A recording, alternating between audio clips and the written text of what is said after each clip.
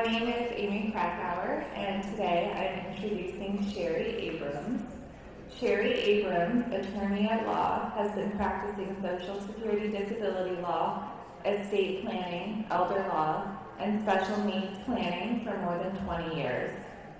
Sheri is active in many different professional organizations and serves on the board of directors of the Virginia Academy of Elder Law Attorneys and previously served on the board of the National Organization of Social Security Claimants Representatives. We are pleased to welcome Sheri here today and grateful to her for sharing her expertise with us. Thank you. Thank you. Hello, everybody. We're going to do a question and answer at the end, so if you can hold your questions, I'd appreciate it. But I'll be available during that period to answer questions, or if I could definitely, after the presentation, answer any questions that you may have that perhaps you don't want to share with the group. You do have this slide presentation in your materials that they gave you in your little USB thing that they gave out. So you have this, but I wanted to just touch on a few things. That's just about me. Yeah, I'm good. I've been doing this for 20 years. This is what I do. I have a book that you can download off my website that goes into a lot of things. It's free, and you can get that at sherryabrams.com. You also can buy it, but you don't have to. I have a blog that goes out, Virginia Disability Law blog. It's not all about Virginia, so if you're not from the area, that's fine. You may enjoy that. You can sign up on my website for my monthly newsletter that gives you a lot of information, and I even have an Android app that has a great puzzle that I play with all the time. So you should consider getting that. Now, I'm going to start with what Social Security disability benefits are. There are 3 separate programs. 1, Social Security Disability, also known as SSDI, Title II or DIB. Supplemental Security Income, they have that for adults and for children. It's known as SSI or Title 16. And then there's Disabled Adult Child Benefits, also known as DAC. I'm going to start with Social Security Disability. As I said, SSDI, Title II, DIB. That is a monthly cash benefit, and you must have worked to receive it, and worked long enough to receive it, and worked in the right period of time. Generally, you need 40 quarters of coverage, but we're going to talk in a minute about if you're younger, you don't need 40, but generally when you're 30 plus, you need 40 quarters of coverage. Now, how do you get a quarter of coverage? Quarter of coverage in 2016 means you made from work $1,260. So, and again, you can only get 4 quarters in a year. So if you work for 1 year and you made a lot of money, you're still only going to get 4 quarters. Now, you have to have worked 5 of the last 10 years in order to qualify for disability also. So there's 40 quarters, 5 of the last 10 years. So meaning that 10 solid years of work, but 5 of the last 10 years.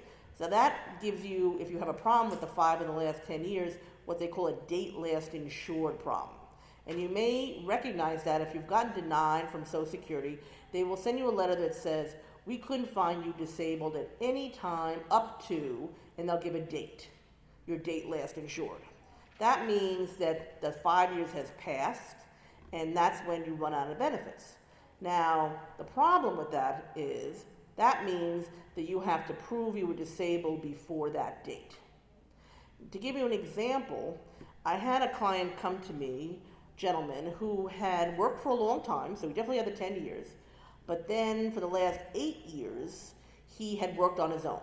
He was self-employed, and he didn't put any money into Social Security.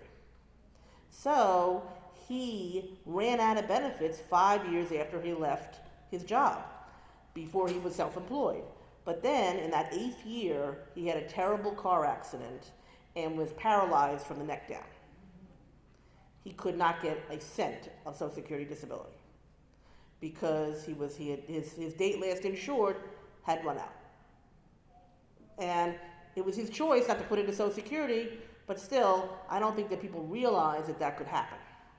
So that's why you don't want to wait to apply for benefits. you want to make sure that you have applied within that 5 years of stopping work. Now, how much is this Social Security disability? Well, really, it's made up of all your FICA earnings that I've taken out of your check, and it's the same amount that you would get at full retirement age. So everybody is different. People call me all the time and they say, what amount am I going to get? How much do you get? It depends on you. How much did you work?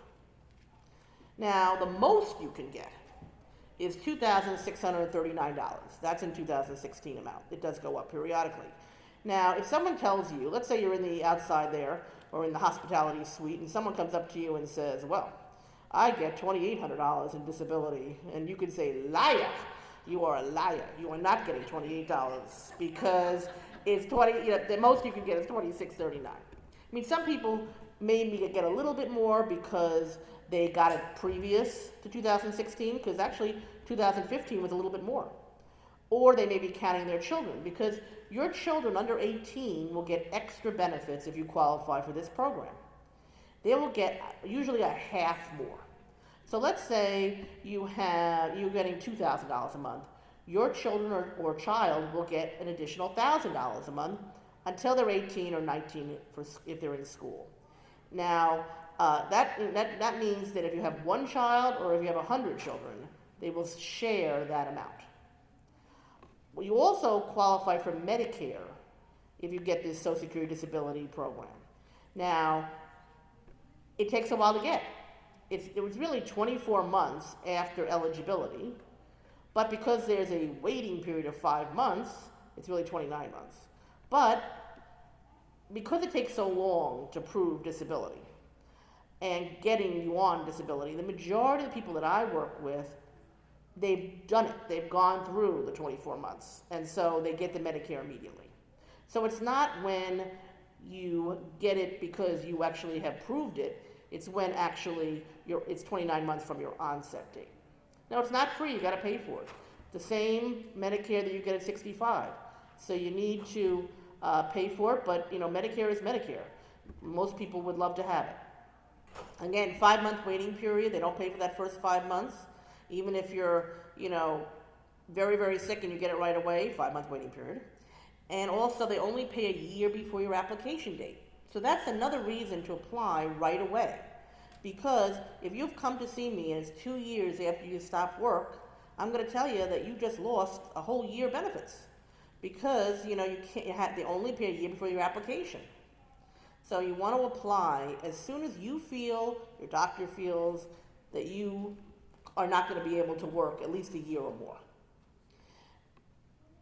Now, these work requirements, they specifically asked me to talk about this a little bit because there are people who are younger, I know, who have POTS and other disorders. If you're before age 24, you only need 1.5 years of work in a 3-year period. Age 24 to 31, only half the time. And age 31 or older, then you go into the 40 quarters, 5 of the last 10 years. So if you have somebody who's much younger, they don't have to work as much. It's harder to get when you're younger, yes, but they don't have to worry about the earnings requirement that that you may have if you're older.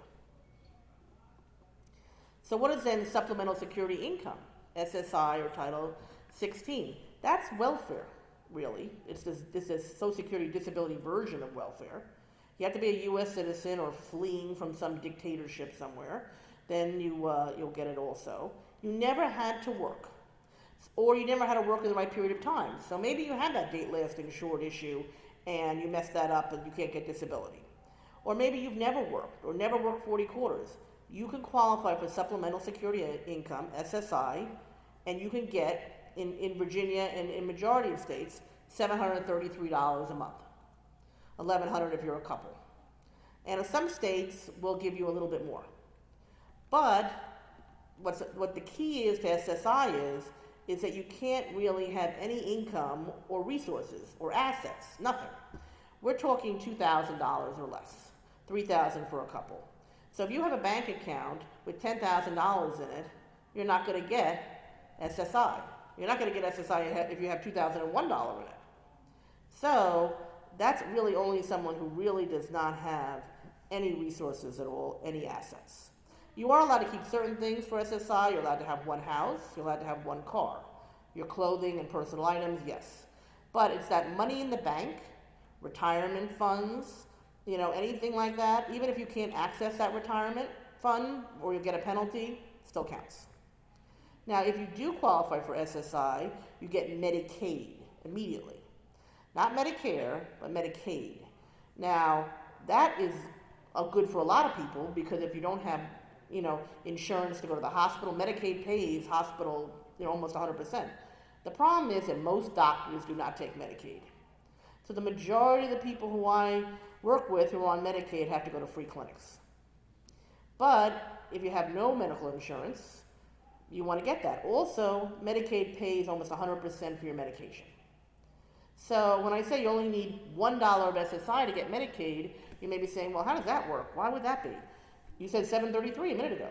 Because if you start back at work and you're on SSI, they'll take $2. If you work for every $2 you'll make, they'll take $1 away. So you could be working and eventually get it down to $1 of SSI. Or you could have a Social Security disability amount of $750. So you get $700 of Social Security disability and then get an extra $33 of SSI. You get both Social Security disability and SSI. You get both Medicare and Medicaid. And it's free, Medicaid, just comes with it. And it starts immediately. Also, SSI starts at the application date. There's no year before the application date. There's also no waiting period. But your children, your dependents, will not get any money. So they think that people can live on $733. Now, if you have a child under 18, they would be eligible for child SSI benefits. But it's somewhat easier to get it as a child because there's different rules for children than for adults. They have a different set of listed impairments that I'll talk about in a minute, but they deem the parent's income to the child. So if you have a child with a disability and they're 16 and you have any money, again, more than $2,000 or $3,000 if you're married, they'll say no, the child doesn't get. So that's why majority of children do not get SSI that you think maybe would, because they deem the parent's income. Now that's only until the child turns 18. Now, let's say you have a child who was disabled before age 22. Let's say they're 30 now, but they were disabled before age 22. If you can prove that they're disabled before age 22, they can qualify for Disabled Adult Child Benefits, DAC. Now, this is based on you being the parent's benefit. It doesn't affect your benefit at all, but it's something that they can get in addition to what you may be getting. For example, if you have retired and you're getting $2,000 a month, and you have a child who was disabled before age 22, they can get $1,000 on your benefit. So that's why you have to kind of figure that out when you're considering when you may retire. And again, if you retire, I'll go on disability, they get half. If you pass away, they get 3/4 of the amount. Now, there's no income resource limitation at all. You get Medicare after 24 months. The problem with this, however, is really you can't work at all and never even try to work. Because if they think you can work even 1 month, they won't give it to you. Also, if you marry, they'll take it away or won't give it to you for the time you're married. Unless you marry somebody who is also on disabled adult child benefits. So it's a crazy system and it's limiting, but it's what we're dealing with. So what is the definition of disability? Social Security's definition. A severe mental or physical impairment that can be verified medically has lasted or expected to last 12 consecutive months or result in death. And believe me, I have people call me all the time and say, I broke my leg. Can I get disability? No, because unless it's going to take you a whole year to heal that leg, no, you can't get it. It has to be something that lasts at least 12 months or expected to last. So if you're not sure if you're going to be, going back to work, put in the application. You can always let it lapse, but then you're still protecting yourself with the application. Then also, they look to see, are you working? And their definition of working is what you make per month. Significant Gainful Activity, SGA. And that goes up every year. This year, 2016, it's 1130. So if you're making more than 1130 gross, you are working, and you would be totally wasting your time going to the Social Security office and applying. Because they consider you working, get out of their face. They don't want to see you. So that really is the benchmark that you have to think about. Plus, if you called me up and said, I'm making 1,000 right now, will you take my case? I would say no. Because even though officially it's 1130, to go before a judge and be able to prove that you can make 1,000 but can't make 1130, it would be impossible. So really, when someone calls me, I want to see either no work presently or very, very little work. Like a craft show kind of a work. Because anything close to that, unless we can really prove that the person is unable to make more than that, it's very, very difficult. So how does Social Security evaluate you? Again, the step one, are you making more than 1130? SGA. If you are, you lose. Goodbye. Per month. Then, do you have a severe impairment? And that just means, again, is it going to last 12 months or result in death? Then, does the individual have an impairment which meets or equals a listed impairment? And those impairments are in the Federal Register. You also go to my website, I have the list. Now, none of most, I would think all of you here, if you have POTS, there's not a listing for anything that you have. So that usually is a step that it doesn't help you because they do not recognize POTS as a listed impairment. And they don't recognize pretty much anything as a listed impairment, or if they do, even if it is something that you have, picture a round hole and you're the square peg. It's almost impossible to squeeze you into that hole. Now, then you go to, let's say you can't, there's no listing for you or you don't qualify for the listing. Then you go on to, do you have an impairment which prevents you doing your past relevant work? So anything in the last 15 years is past relevant work. So even though maybe right now or you're an executive, but 12 years ago you waited tables, they would say if you can wait tables, that's okay. Let's say I have a cognitive problem. How can I do my work as an accountant? But 12 years ago you were working in daycare. They'll say you could do daycare. But a lot of times you'll get the letter from Social Security and they'll say, no, you can't do the work you used to do. They'll give you that. Because they know that they secretly have, or not so secretly, have step 5. Do you have an impairment that makes you unable to do any work in the national economy? So that bumps a lot of people out. People call me all the time, I can't do the work I used to do. Or I can't do work that makes enough money for my family to live. Or is it the level that I would do? That's not it. You have to be able to prove you can't take tickets in a movie theater. And so it's that level. Minimum wage, greeter at Walmart, if they still had those positions. I hear they're getting rid of them. Anything like that. Can you do the work? They don't have to get you this job. They don't have to prove that you can actually get the job. Or, that it's even around. They just have, is it listed in the Dictionary of Occupational Titles? Then it exists. I had a hearing once where the vocational expert said the person could be a gold miner. And I almost fell off my chair because I'm like, gold miner? Gold miner? Yes, in Nevada you could be a gold miner. Who knew there were gold miners in Nevada? But so, he thought he was being funny. I didn't think it was funny at all. But that's what they do. One of the most common of the jobs that they use is the monitor, TV monitor watcher, where you're like a security person, but you sit and you look at a screen, and if the bad guy comes in, you hit the button. You could lay down, you could sit, you could go to the bathroom. We're not going to say how you could go to the bathroom if you're watching the bad guy come in when you go to the bathroom. But that's the job that they do, that they have. Now, they do consider your age, education, and work experience when they're considering, can you do any job? So again, if you're 60 and illiterate, you're my client. I love you, because it's very hard for someone of that age who doesn't, cannot read and write to get a job. And so they grid everyone out. They put you in this little box based on your education and whether you're illiterate, your work experience. Did you do heavy work? Did you do sedentary work, medium work, light work? So again, the more education you have, the worse it is. The lighter job, if you did a sedentary job, not as good. It'd be better if you did a heavy job. You're working on the loading dock, better. The older you are, obviously, better.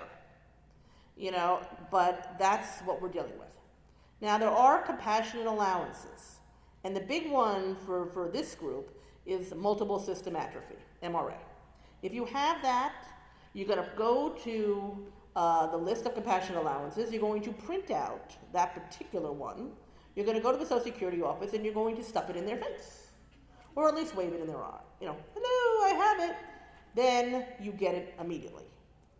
If you have been diagnosed with MRA, God forbid, but you got it, then you qualify under a compassionate allowance. And you don't have to go through any of this. But unfortunately, they've been trying to get POTS as a compassionate allowance and other things as compassionate allowance. It's very difficult. But that one they got. So that one, if you have that, go into the local office and get it. Get your benefits. Now, for children under 18, it's a little different. We have to it's the same sort of steps, but there's a separate listing for children impairments, which take into consideration emotional and learning problems. Because if you called me and said you had ADA, not ADA, you had attention deficit disorder, ADD, you can't get it under anything for adults. They don't care about that for adults, but they do for children. So the children have a little bit of a benefit in there. They have different listings that they qualify for. They also have their own different diseases that fall under compassionate allowances. So if you have someone under 18, that's the way to go. Now, I always, before I even hit on this slide, you may be saying, why am I here? I hate her already. She's telling me that I'm never going to get this, and why did I pick this presentation? I wish I had gone to something else. But I'm going to tell you how I look at a case and how I look at anyone who's disabled and how I kind of figure out if you can do the job. I picture an assembly line. So, okay, you are now on an assembly line. Can you do that job? Which is like your typical job. Can you stand and be able to do that? What happens if you have dizziness problems? They don't want you to fall into the machine. Balance problems, dizzy problems. Then you can't work.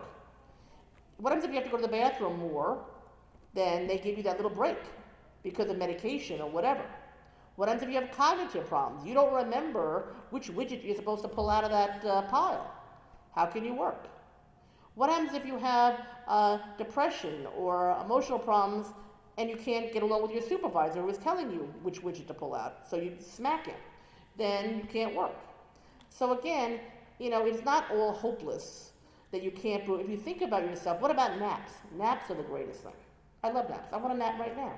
But a nap, if you have to take a nap during the day, what job is going to let you nap? So we got something to go on. Now, but it's a long process. Everybody is denied. You may think to yourself, how is that possible? It's possible. Everyone is denied, doesn't matter what's wrong with you. No matter if you have POTS or if you have brain cancer, you're going to get denied. 80% denial rate initially. Then you would need to appeal it.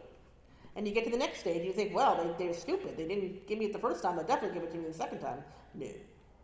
90% are denied at reconsideration. And you may say, well, why is that?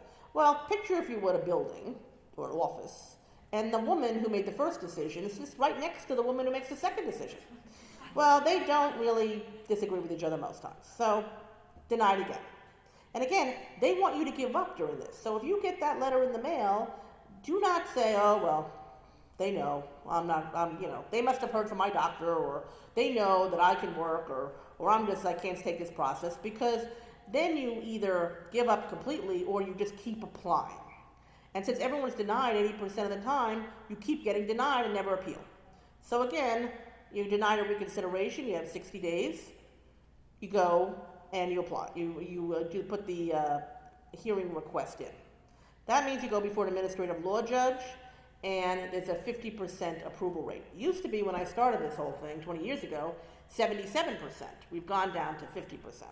The judges have gotten meaner or something. They just got to the point where they just don't deny. But someone like me, who's a specialist in this, usually has a much higher approval rate. So, it's not, you want to find an attorney to help you who does this for a living. Now, even if you're denied at the hearing, you have a couple more bites of the apple, but the chance of getting it past that hearing, very low. But, if something disastrous happens at the hearing, the judge looks at you and you remind him of someone he never liked, so then you do have 2 more steps after that: appeals counsel and federal district court. So all of this is an administrative level until you go to federal district court. So again, the hearing itself, the worst part of the hearing is waiting for the hearing. It's running 1 to 2 years to get a hearing date from the time you put in the application, put in the request for a hearing. Not even your application date, but the request for a hearing. So you need to realize that's how long it's going to take. But the hearing itself is not scary. There's no jury, there's no spectators. It's just usually you, your attorney, the judge, a vocational expert, a medical expert in some parts, like here in Virginia, D.C., Maryland, we don't have medical experts. And you have to give sworn testimony. The whole thing takes about 30 minutes. I always tell people it's worse getting down there, because if you live out in Northern Virginia where I live, sometimes you don't go to D.C. that much. Well, you're going to have to go to D.C. to have this hearing. And people, oh my God, D.C., you have to do it. Now, what should be done to prepare for the hearing? Your lawyer should be able to access your electronic file. The people who've done this, enough, who has a lot of cases, were able to see your entire file, to see what's going on. What has Social Security been whispering about behind your back? Saying things like, she did this, or she did that, or she called and bothered me, which is, don't call and bother them, or something like that. Also, you want to make sure your medical records are in there. And that you want to know your medical records. You want to talk to your doctor and say, before I apply, can I look at my medical records? You're allowed. Can I please get them? They're allowed to charge you, but take your medical records home and make sure that they don't say things like doing well, looking good, going on vacation, things like that. Because then you'll be like, oh, this is not good. I don't want these to go in. And why is he saying this? That should probably tell you something about your doctor. Because the key to all this, is your treating doctor. It has to be a specialist. And it has to be, someone who supports the case. And so the first thing when you call me, or somebody like me, we should say, go to your doctor. Even though you may never have asked this question before, even though you think you know the answer to this question, you get in that room, you go face to face with that doctor and say, I am applying or thinking of applying for Social Security disability. Will you write something eventually that says that you think I am unable to do any work in the national economy? Well, if they say, well, I don't know, I'm not a vocational doctor, or my office has a policy, we never do those things, or something like that, then you got your answer. And then you switch doctors and write that in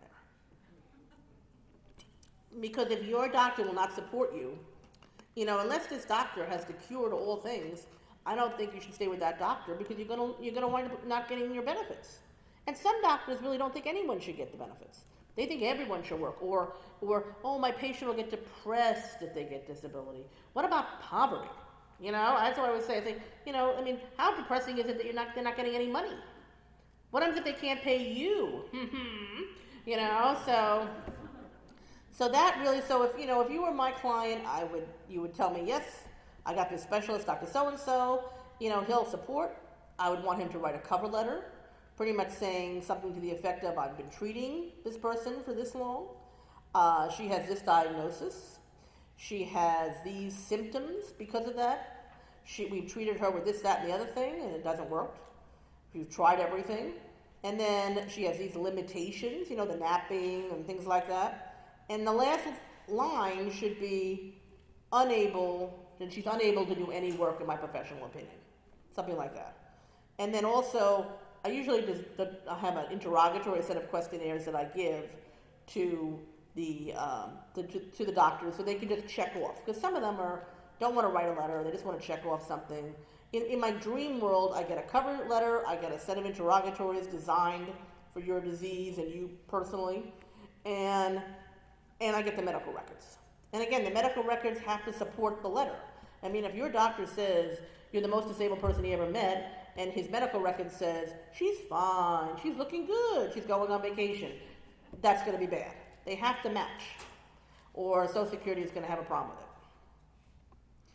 with it. To hire an attorney, I think, is key for this. If you go for a hearing without an attorney, I think that should be a disability in and of itself. Because it really is something that you don't want to do yourself. It's a lot of pressure. It's a lot of paperwork. And we only get paid as attorneys to do this if we get your benefits for you. So it's contingency. You're not laying out any money. And the fee is set by Social Security. We have no control over it. So if we as attorneys are successful in your case, we get 25% or $6,000, whatever's less of your back benefits, none of your future benefits.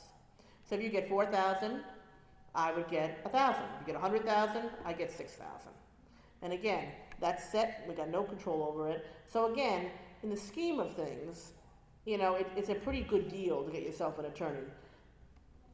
Now, when and how should you apply? Apply as soon as possible. Do not wait. Apply online, or you can call and arrange for a telephone or in-person appointment. I always say, look in the mirror. Do you look bad? If you look bad, have an in-person meeting in the Social Security office. Because they will write down what you look like. If you're looking pretty good, then do it online. It's easier to do it online. It's probably better for you because you're not going to like to go into the office, because occasionally, anyone work at Social Security here? No? Occasionally they can be a little nasty. They give you the impression that they're taking money out of their own pocket to give to you. They also, I've always said, and I still believe, that if you're too mean to work at motor vehicles, they send you to Social Security. So they are not, they do, and plus now they have this new thing that you're looking through bulletproof glass at them, and it's probably, you feel like you should get a phone and talk to them like you're in a prison. But you really have to, if you look bad, go. But know they're going to treat you badly. And if they treat you well, bonus. Also, even though you may have an appointment for a certain time, you're spending the day there. You're waiting forever. So don't have, a big appointment afterward. Just spend the day. Take off a day and do it. And don't be surprised if you have to go back and whatever. And again, most attorneys who do this, including myself, I'm going to have you go and apply, because maybe you'll get it right away. After you get the first rejection letter, that's when I would come in. Now, working after receiving benefits. It's amazing to me. We go through this whole process, 2 years, 3 years. We get a hearing. The judge usually doesn't tell us the decision, but a lot of times I've done this enough, I know, oh yeah, it's good, we'll get it. So I tell the client, good, we got your benefits, this is so great. The first words out of their mouth, other than, thank you, is when can I go back to work? Or I want to go back to work. And I'm like, what are you talking about? We just got the benefits. But, many times it's not a good idea. Very tricky. If you get Social Security Disability, the main program, you get a 9-month trial period. But then they trick you a little bit, because it's not that SGA amount that triggers a trial work month. It's this trial work month amount, which is $810 a month. There's also work incentives and programs and ticket to work and all these different things that you see around. If it was me, I wouldn't touch them with a 10-foot pole. I would rip up my ticket to work and send it to Willy Wonka or whatever. I would not use it. And again, there are a lot of people who I know, who I'm very friendly with, who do this for a living, and they swear by these work incentives. They swear by all these programs because, again, that's what they do. I'm the one who was in the trenches for 2-3 years, you crying to me on the phone that you had no decent medical insurance, that you had no money coming in, that you were going to lose your house, and I don't want you to lose your benefits. Now, reviews. Last thing I'm going to talk about. Disability reviews, everyone panics. You know, if you feel like you're, oh my God, they're coming after me. No, everyone gets reviewed. If you use a notebook system, you keep track of everything, your number kind of comes up, like an IRS audit. It's all on paper, you don't have to go back for a hearing before a judge. But the key is, you still have to be getting treatment. You don't know how many times I've had a client, even though I tell them this, will say to me, oh, I just got the review in the mail. And I say, well, no problem. You should just go back to your doctor, and it doesn't have to be a formal letter, but could they write something on the letterhead saying you're still disabled? Well, I can't tell you how many times the client will say to me, well, I don't go to the doctor anymore. And then I'm like, well, you shot yourself in the foot. Because you have to still be getting treatment, even if it's not helping. Because you have to show continuing treatment. And normally, continuing treatment, before you get disability, I'd say you have to go every 3 months. Maybe afterward, every 6 months. But you have to keep that doctor happy, because if they're not getting paid, they're not going to write anything. And you want to be able to have that. And the reviews will only stop at your full retirement age. So you can get reviewed all the way up to that point. So I happen to only represent claimants in Virginia, D.C., and Maryland. If you want an attorney that in your area who does this type of thing, you want to make sure they're a member of NOSSCR, NOSSCR.org. That's the National Organization of Social Security Claimants Representatives. And they're the ones that, we all belong to who do this type of law. And you don't want to go to someone who they do a little of this and a little of that. If they can represent you if you've committed a bank robbery, you do not want to go to them for disability. You want someone who specializes in this, at least 50% of their practice, or you will be, you should get the best that you can get. NOSSCR.org. And I have business cards up here if you have any questions, or you're in this area and need an attorney, please feel free to get that. And I see that we're time for questions. So, yes, sir. When you're preparing the initial app, does the lawyer get involved, or only when you're going to the judge? No, not with the judge. Usually I take the case after your first rejection. So I don't do the application with you, because I would tell you, you want to fill out the application like it's your worst day. You don't want to say things like, I'm cooking, I'm cleaning, whatever, I'm mowing the lawn, because that looks like you're doing a lot of stuff. And when you say you're cooking, you may think you're making a sandwich in a microwave or something, and they think you're making a Thanksgiving dinner every night. So you have to really think to yourself, I am on jeopardy, and the question is, what would a disabled person say? And that's how you answer each question. Yes. Yeah. Thank you. I think I'm remembering this slide correctly, but what about those young adults who are under 22, have never worked? You can only get it if a parent is deceased or... Deceased, disabled, or on retirement. That's the only way, because you're accessing their benefit. And that could be a father that you never saw, you were raised by your mother and your father ran off. We can still get it on the father. So, that's how you get it on. Oh, I'm sorry. Yes. So does their benefit come off of the parent's benefit? Nope, it's addition to. Addition to. So you don't have to worry. So let's say you don't even have to tell the person. Let's say you're estranged from good old mom, mother dearest, and she doesn't even know that you're going for it. You're applying on her benefit because she's 70, so she must be on Social Security, retirement. You put in for it and you get it. On this program. Only if you're under 22. Oh no, only if you were disabled before age 22. You could be 50 now. But again, you would have had to not work from all this time and not be married currently. Yes, ma'am. Along those same lines, my granddaughter, who is in my custody, is getting Social Security. She's 17. She's getting Social Security under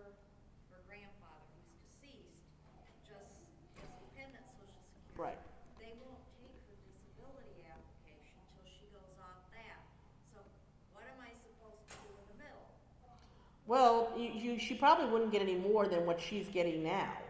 Yeah, but it takes so long to get the disability. Yeah, but I know, and again, it's difficult because they do not want. They're supposed to take if you go up in that office, they're supposed to take your application. But again, they probably won't. I applied over a year ago, and they said I couldn't apply until she went off his dependent Social Security. Well, I can see it being under 18 because they deem if she was over 18 and getting that, I think they may be willing to take it. Because again, at that point, they're not deeming anything to her as far as just your resources in general. But again, if I were you, I would talk to the head of the office or get an attorney involved because again, I think that's a good point. You should be able to, have money coming in. They're supposed to do it, so there's a seamless thing. But you know that's not going to happen, so you want to be careful with that.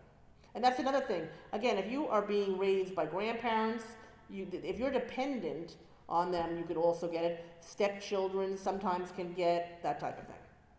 I'm sorry, but there's a gentleman in the back.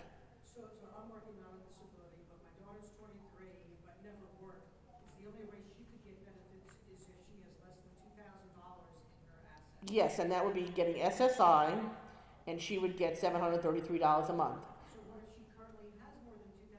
Should we just quietly take it away from her? Well, I wouldn't say, how much, if it can be spent down for things that she needs, then, but if they will ask you within the last 3 years, have you given any money away? So she can't make gifts because they'll find that out. But she can spend it on something she needs, and then once it's down below 2,000, then she applies. Yes, So does that, I'm sorry, continuing, yes. anyone over 18, so even though they're living with you? Even though you're living with you, your money is not deemed to them. But this is a good point, is that they will not give that child over 18 living with you the full $733 unless you charge your child rent. And you do charge them rent. And then what you do is you take $500 a month out of that SSI and you take it. And either you keep it and pay for the things, or one of the things I do also is I do a lot of special needs trusts. And I'll tell you to put it into the special needs trust. But again, that'll help you keep that $2,000 low because I've had people they keep getting the SSI and they forget about it or something, and then it goes above 2,000, and then we got problems again. So definitely, you have to charge them rent. You have to have a rental agreement, and you want to go into the Social Security office when you apply with the rental agreement, or they'll do a 1/3 reduction in their money. Yes, ma'am. Since her diagnosis, she did consistently see a doctor like every 3 to 6 months. Mhm. And then for the past year, we dwindled down. And then her last 2 appointments throughout the last year, we had to cancel because she was too ill to make the drive. Mm. So is she going to have an issue that we had a year break? Oh yeah. But again, it depends when you apply. Yeah. But if you're saying that she was disabled during that year and there's no medical treatment, Yeah, she's been sick since she started. Yeah. We never applied. We put it off and put it off. well, I don't think she probably would have gotten it until she's 18. Right. So is she 18? Are you 18 now? She's just going to be 20 in August. Or 20 in August. So again, I think it's going to be a problem getting them to pay for that year. They may want to do what they call, they may say, no, we can't give it to you for that year, but we'll give it to you past that year. Because again, but now you have time to go and get a doctor right away Right. Well, and she start said doing her it. doctor, it's just that we canceled the appointment. Yeah, but we need those progress notes. Right. And cancel looks bad. It does. And also because, not only does the cancel look bad, but those people in those offices, those doctor's offices, they don't just write cancel appointment. They write something nasty. How dare she cancel the appointment? So then you get that going into your records. They'll know that she was too sick to make the drive those 2 But they're not in those records, probably. They're not going to send those to Social Security. They're going to say, how dare she do that? Yes. Can you talk a little bit about the special needs trust and how does that work? Sure. A special needs trust is if you have a child or somebody in your family who is getting SSI or another type of welfare type benefit, and you want them to be able to keep it, but you want to give them money, then you would do a special needs trust, where you set this up with an attorney, and we would draft it, and then you could put money in there either, that $500 from the rent, or money you get from your money you want to put in just today, or most probably at your death. Because if, let's say, you've set let's say the gentleman in the back, his daughter, gets on SSI, but something happens to him and his wife, sorry, ma'am, then you're both, are killed, and this light thing comes and hits you right now. Then you would then lose, if you didn't have a special needs trust, your child would then lose the SSI and the Medicaid that you tried so desperately to get her. So that's why you have to put the money into a special needs trust. Yes, ma'am. My father died 5 years ago, and I know that when my mother dies, the trust is going to my daughter. It's going to all the grandchildren. What do you do when you know that's coming? You have to find out if they didn't make any special arrangements. It just says for your daughter. You have to try to get it changed.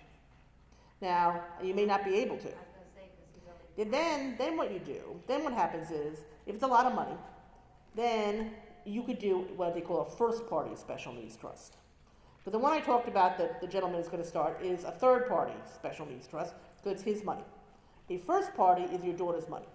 The reason you don't want to do a first party special needs trust if you can avoid it is because anything that's left in that trust at your daughter's death goes to Medicaid. While a third party special needs trust, you then will be able to give it to whoever you want. It's inheritable to whoever you decide as the parent who gets the money. So, you don't want to do it. Plus, most of the time, the first party special needs trust is irrevocable, while a third party special needs trust, I personally do revocable. So you have access to that money. And if anyone's in the military or had been in the military and have a pension that could go to your child, that 55%, then there's a new rule that if you do a certain type of first party trust, then they'll be able to get that money without losing their SSI. So you want to look into that. Yes, ma'am. So Delaware is in crisis mode for its judges. It's lost so many. I think they're down to one or two right now. And they're sending it to a national, for your hearing, you've done nationally. You get video hearings. Video hearing, so it's a national pool of judges. Right, national pool, or recently I'm gonna have a DC hearing with a Pennsylvania judge. Very strange, but it is something that I prefer not to have. But if you're gonna wait a lot more time, it's always better to be in person. I see my time is up, so if anyone has any more questions, I'll be around. Please take some cards, and thank you very much. I appreciate it.